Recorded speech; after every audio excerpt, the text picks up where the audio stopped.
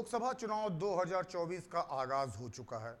19 अप्रैल से चुनाव का पहला चरण है। ऐसे में सभी प्रत्याशी लगातार अपने अपने क्षेत्र में जा रहे हैं, उनके बीच में, जनता के बीच में जाके उनकी चीज़ों को सुन रहे हैं, महसूस कर रहे हैं और उनकी समस्याओं को लगातार सुन रहे हैं। इस वक्त लखनऊ में इंडिया गठबंधन के प्रत्याशी और इससे पहले विधायक और सपा सरकार में मंत्री रह चुके रविदास मल्होत्रा जी हमारे साथ मौजूद हैं।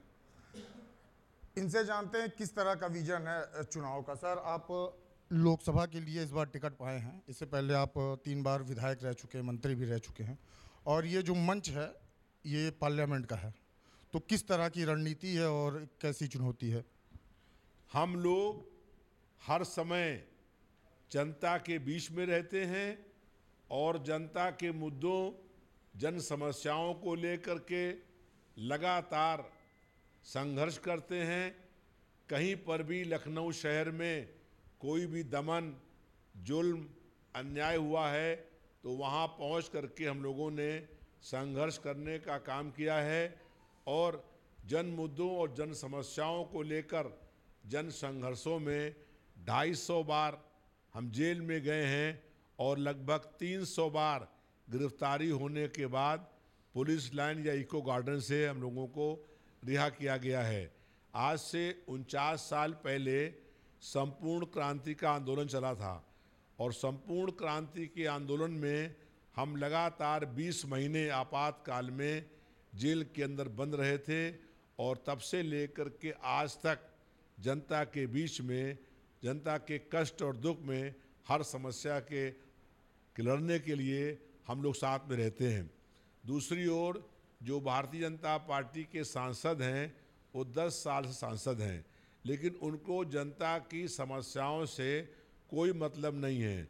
जनता तो बहुत दूर की बात है, उनकी पार्टी के 2 विधायक लखनऊ पश्चिम से और लखनऊ पूरब से 2 विधायकों की मृत्यु हुई, लेकिन दोनों विधायकों के अंतिम संस्कार में या तिरही में सांसद महोदय नहीं आए।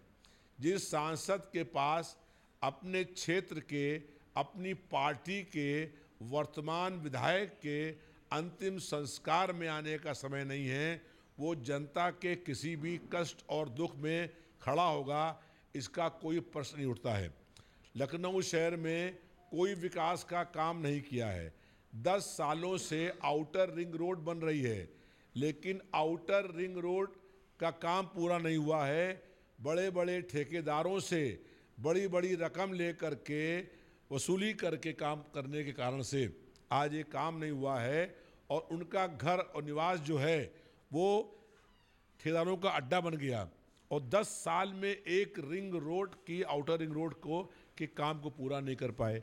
लखनऊ शहर में कोई उद्योग, कोई कारखाना, कोई फैक्ट्री खोलने का काम नहीं किया और जब कभी लखनऊ आते हैं 1-2 साल में तो खबर निकलती है कि लखनऊ का सांसद लखनऊ आ रहा है और जब वो लखनऊ आते हैं तो मैंने मालूम किया कि क्या करने आते हैं, तो यहाँ पर रक्षा मंत्रालय की एक बहुत बड़ी कंपनी है HAL, जो जहाज़ बनाने का काम करती है, उस कंपनी को बेचने आते हैं और उसके 28% शेयर बेच दिए गए हैं।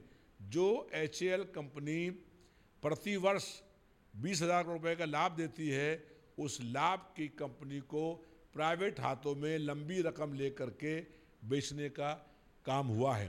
अच्छा सर, आप कह रहे हैं कि जो यहाँ के सांसद हैं वो अपने लोगों के बीच में नहीं जाते और उनके ही विधायक का निधन हुआ वहाँ नहीं गए, लेकिन जनता का ये कहना है कि बड़े अच्छे विधायक हैं और वो हमेशा काम करते हैं और 2 बार से लगातार वो जीत रहे हैं। आखिर ऐसा क्या है कि उनको लगातार जिताया जा रहा है? देखिए, ये बताइए, उनसे पूछिए जो लोग कहते हैं कि क्या लखनऊ में काम किया है। कोई उद्योग खोला है, कोई कारखाना खोला है, कोई फैक्ट्री खुली है, किसी नौजवान को रोज़गार मिलने का काम हुआ है? 10 साल में रिंग रोड क्यों नहीं पूरी हुई है? क्यों उनके जो बेटे जो हैं बड़े बड़े ठेकेदारों से कमीशन लेने के कारण से कई बार काम रुका, कई बार काम पूरा नहीं हो पाया, फिर कमीशन लिया, फिर किसी को और को काम दिया?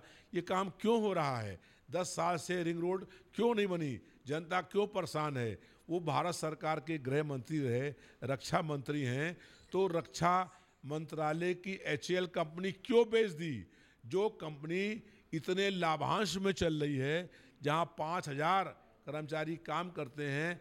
HAL में किसी भी जो कर्मचारी है जाकर के उससे मालूम कर लीजिए कि HAL कंपनी बिकी कि नहीं बिकी।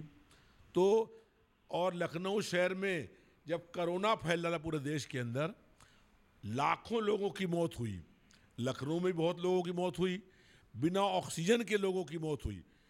पूरे देश में जो कोरोना से मौतें हुई, उन सब मौतों के लिए भारतीय जनता पार्टी की सरकार दोषी और जिम्मेदार है। हम लोगों ने पहले ये मांग करी थी कि इंटरनेशनल एयरपोर्ट पर लॉकडाउन कर दिया जाए, इंटरनेशनल एयरपोर्ट की उड़ानें बंद कर दी जाएं, लेकिन ऐसा नहीं हुआ और लाखों लोगों की मौत हो गई। जब लखनऊ शहर के अंदर बिना ऑक्सीजन के लोग मर रहे थे, लोग एड़ी रगड़ रहे थे, उनको ऑक्सीजन नहीं मिल रही थी, तब सांसद जी कहाँ थे।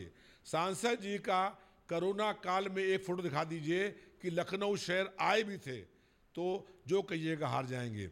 लेकिन जब जनता कोरोना से मर रही थी, लोग भूख से मर रहे थे, जब लोग पूरी जनता कराह रही थी, उस समय पूरे लखनऊ शहर में लापता सांसद के पोस्टर लगे थे। तो हम लोग लगातार जनता के बीच में थे और सड़क से लेके विधानसभा तक हम लोगों ने संघर्ष किया है और सड़क से लेकर के लोकसभा तक संघर्ष करने का काम करेंगे।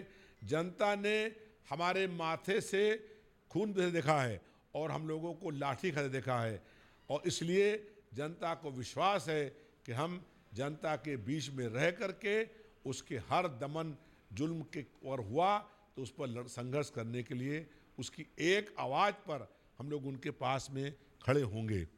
अच्छा सर, ये बताइए, समाजवादी पार्टी से जो गठबंधन की पार्टियां थीं, जैसे पल्लवी पटेल जी थी, जो सिराथू से विधायक भी थी, और इनका साथ अखिलेश यादव जी की पार्टी को और उनका साथ छोड़ के और ओवैसी की पार्टी को जाके उन्होंने गठबंधन किया है, तो इस पर क्या कहेंगे? क्या ऐसा कारण है जो उनको छोड़ना पड़ा?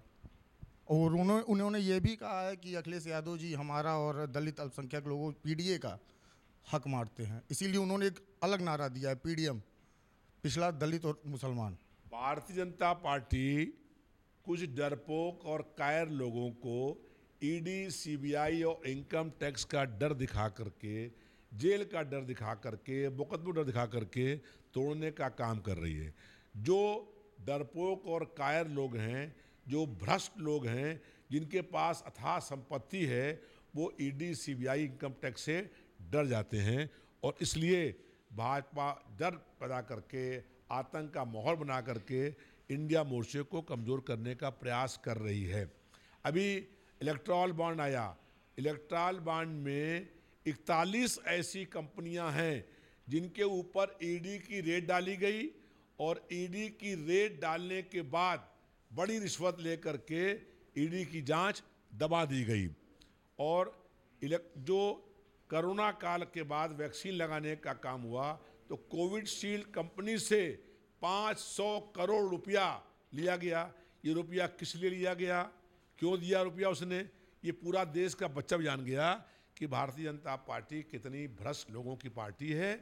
और हमारा ये दावा है कि अगर प्रधानमंत्री कोविड वेलफेयर फंड में जो पैसा आया और जहां पर खर्च हुआ उसकी विवरण हो जाए, उसकी जांच हो जाए, लोगों को मालूम हो जाए, तो लोगों को भारतीय जनता पार्टी के नाम से घृणा हो जाएगी। अच्छा, अभी बदायूं से शिवपाल जी की चर्चा हो रही थी लड़ने की, लेकिन अचानक उनके लड़के आदित्य यादव के नाम आया कि शिवपाल जी उनको लड़वा रहे हैं, इस पे क्या कहेंगे? ऐसा क्या कारण है कि नाम बदलना पड़ा उनके लड़के का, जो आदित्य यादव का नाम आया फिर से? समाजवादी पार्टी के माननीय राष्ट्रीय अध्यक्ष अखिलेश यादव जी ने शिवपाल यादव को टिकट दिया था और उन्होंने जनसंपर्क किया, दौरा किया, तो जनता की डिमांड ये थी कि आप तो विधायक ही हैं, आप प्रदेश में रहिए, अपने बेटे को चुनाव लड़ाइए। तो उन्होंने जनता की मांग पर अपने बेटे को टिकट खुद दिया है, कोई टिकट किसी काटा नहीं गया है, उन्होंने खुद अपने बेटे का नाम तय किया है इसलिए उनको टिकट देने का काम हुआ है और आदित्य यादव बहुत भारी अंतर से बदायूं में चुनाव जीतेंगे। तो आपने देखा हमारे साथ लोकसभा के प्रत्याशी, इंडिया गठबंधन के प्रत्याशी और विधायक रविदास मेहरोत्रा जी थे और इनका कहना है कि भारतीय जनता पार्टी अभी तक सिर्फ ईडी और जितनी भी ऐसी एजेंसियां हैं उनका डर दिखा के हमारी सरकार और बाकी लोगों जो भी पार्टियां, हमारे पार्टी और जो भी पार्टियां उनको डरा रही है, धमका रही है। और हम यहाँ लखनऊ के जो सांसद हैं वो अभी तक किसी भी प्रकार का शहर के लिए और यहाँ के लोगों के लिए कोई भी काम नहीं किए हैं। हालांकि 4 जून को पता चल जाएगा कि किसके पाले में कितना वोट गया। वीडियो जर्नलिस्ट शैलेंद्र कुमार शर्मा के साथ गौरव उपाध्याय, जनमत न्यूज़, लखनऊ।